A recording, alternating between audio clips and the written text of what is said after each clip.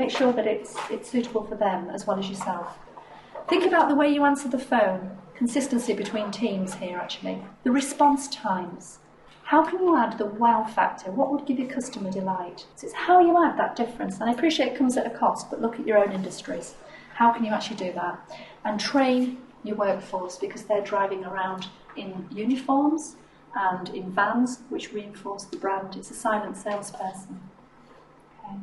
So the process. The seventh one is physical evidence.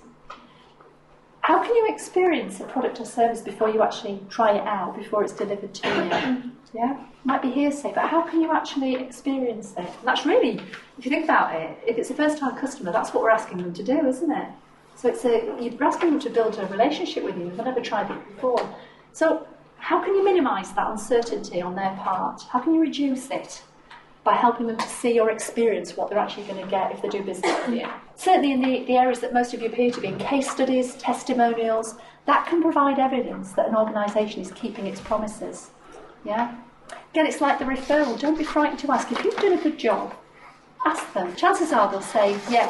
If they say no, then you want to be asking, well, why not? And putting right the things that mean they don't want to give you a testimonial. So quite simple things, really. Put on your website or printed case studies or letters. But also, think about your business environment where you work. If you've got clients coming, are your premises clean and tidy? Well decorated, could just be a lick of paint, but it's the experience, isn't it? What's the reception like? Yeah, what are the people like? Think about the whole environment. The reason I mention that is, for example, if you are in construction or another industry, you're talking about environmental compliance and how you're following this ethos, and you're talking about sustainability. If a customer comes to your premises and they don't see evidence of any of that, reinforced in the building or the people or whatever, or recycling, it doesn't kind of fit with the brand values. Think about the uniforms, the paperwork. Think about how clean the toilets are, something really basic, but it's a customer experience. How clean are the windows? What does your signage look like? It's your brand. Whichever road you go, make sure that it reinforces your brand values. For example, if you go into a food area and it's dirty and they're a food company, it doesn't really inspire you, does it, to want to stay and eat in there? If you go into a solicitor's, you'd expect it to be formal, because it gives you that reassurance, that credibility. So certain brands, I think, do have personalities. They do have attributes. Companies have whole focus groups. I know because I've run them on, brand personalities. What does that consumer think of that particular brand versus that brand? Why do you say that? So they have characters of their own. So it's quite important to feel, to actually look at how you're positioned in the marketplace and what your brand is actually saying, which is actually the 8th P, positioning. It ties them all together because it looks at how you place your product or service in the marketplace in comparison to competitors. Yeah. Once you've got all the other 7 Ps in place, you've positioned yourself automatically. Yeah, it's about how the customer perceives your firm as well. So it's a two-way thing. It's through customers' eyes. Yeah. So in that respect, you could actually say part of it's decided by you because you've got your marketing resources and you've got your tools. But how does the customer perceive you? You can influence it to a certain degree, yeah, in your marketing tools. But it's customers' perception. It's through their eyes. So keep checking that you've got it right, really. Okay. How do you use positioning?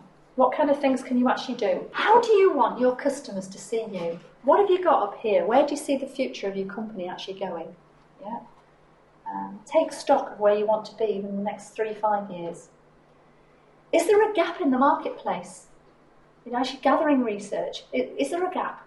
Can you actually put your product or service in that less contested space? That's why I say it really does work to take a couple of hours to read trade magazines, to see what's coming through, to see the way that the market's going, because you could identify a gap and you could say, I'm going to go for that.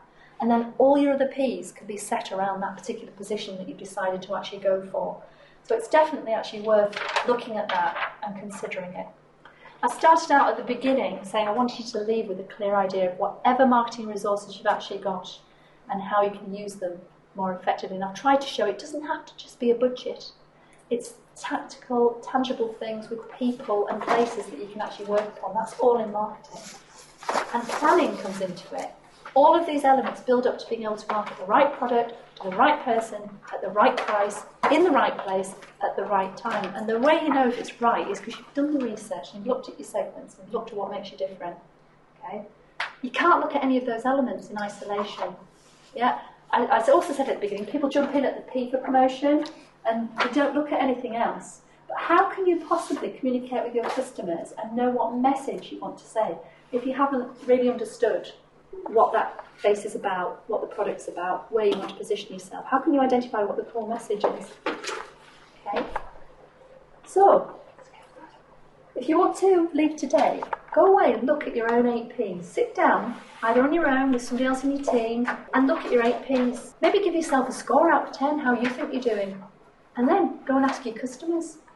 Yeah, perhaps one that you have a better relationship with. How would they score you on those areas? See if there's any gaps, because that's really going to hone in what you need to do within your existing resources. So I think it's quite a useful exercise to do. And it needn't cost a fortune. It can be done on a shoestring. I'm quite happy to take questions at the end, but just to round up here, the Chartered Institute of Marketing Northern Branch, which I'm representing today, is discussing doing a series of workshops in the North East. If anybody's interested in that, if you want to leave me with your business card, they will email you. It's not a guarantee it will happen as of yet, it depends on total demand. But that just gives you an idea of some workshops that might be coming up in the area. So if you want to leave me your business card. If you want to find out further information, you can go to cim.co.uk Knowledge Hub. They're usually sound bites of different topics, and you can read them in 5-10 minutes. It sometimes helps as background information. There's also a directory of marketing consultants with particular needs, specialists in particular areas that might be helpful. And Diane Earls has been here as well on the top floor today. She's the Regional Director for the North of England for Chartered Institute of Marketing. So she'd be happy to answer any questions that you may have. But cimnorth.co.uk, we have events in the region if people want to attend. Often, we do things on e-marketing or whatever. We have talks on particular topics that you may find of use. So hopefully, I've opened your mind a little bit to thinking about how you use your resources, whether you can use them more effectively. Need it cost a lot of money, or can you work within what you've got and make it work more efficiently, just by tweaking perhaps some of the training, some of the branding, some of the way you communicate with your customers, and understanding that on a shoestring as well. People in education, there seem to be a few people, I think there's letters left as well, but there are a few people in education, for example. What are your thoughts on communicating there? I mean, are you finding that you're having to work more efficiently now within the budgets that you've got?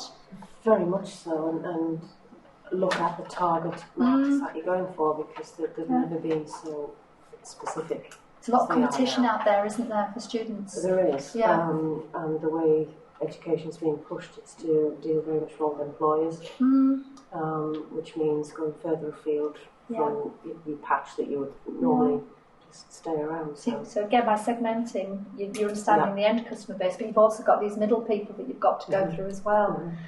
So key messages would potentially differ according to who you're speaking to there, wouldn't they? You talk completely different to a 16-year-old in the last year of school than you do to an employee. You've got to identify that. Yeah. Anybody else got any particular areas they want to discuss? I work in the NHS, right. So kind of similar to education. It's quite a new area where competitions come in, and we're starting to see other hospitals and other healthcare centres starting to advertise themselves. Okay. And there's this view in our organisation that's what we should be doing as well. And so it's like panic. If they're doing it, we've got to be doing it. We don't need to be spending thousands of pounds putting adverts out. It is actually looking at some of these areas that perhaps in our area we wouldn't sort of traditionally be looking at the 8 Ps, because it's not it's not something we needed to do in the past. And I think there are lots of areas that we could be improving communications with the various stakeholders that we. And it's who you influence. It might not always just be patients. Maybe it's GPs. Maybe it's. I mean, in any industry, it's thinking about who your target customers are, of course, but where they hang out as well. Because although these other people might be spending a fortune on marketing, you don't know how effective it's actually being. Whether it's getting more people through the door. They might not know that either. I think sometimes there can be a knee-jerk reaction. We talked about that this morning, where I say the last-minute ad that they're trying to pressurise you into doing, and it's almost so convincing. You think you're going to miss out if you don't do it. But you've got to monitor, did it really convert into inquiries? And often, unless you've tried it, sometimes you don't always know that. But you can read around it. There's lots of facts and